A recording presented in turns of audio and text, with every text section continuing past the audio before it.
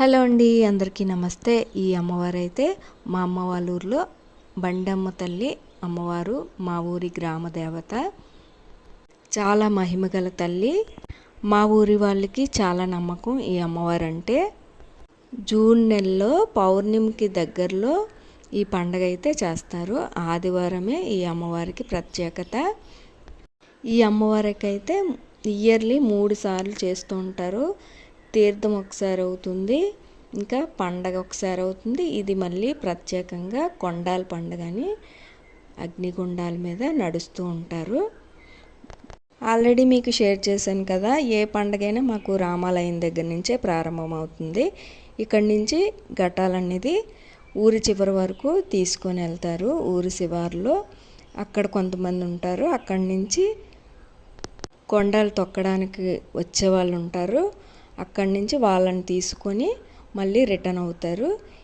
ఈ ఘటం అనేది పట్టుకుంటారు కదా, వాళ్ళ కాళ్ళ పైన నీళ్ళు పోయడానికి ఇలా ఆడవాళ్ళందరూ నీళ్ళు పట్టుకొని పసుపు కలిపి నీళ్ళు పట్టుకొని వెళ్తూ ఉంటారు. వీళ్ళందరూ మా అక్కలు, అంటే మా ఇంటి దగ్గర ఉన్నవాళ్ళు అనమాట.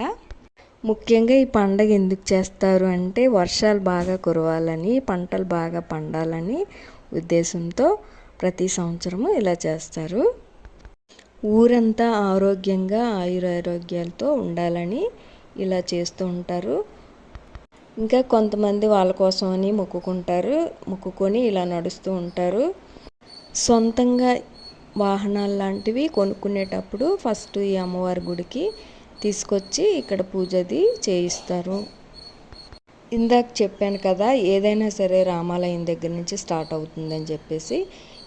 రామాలయం దగ్గర నుంచి ఘటాలు పట్టుకొని అక్కడి నుంచి బయలుదేరి గుడి దగ్గరికి చేరుకుంటారు. మొత్తం ఊరంతా వెళ్తారు.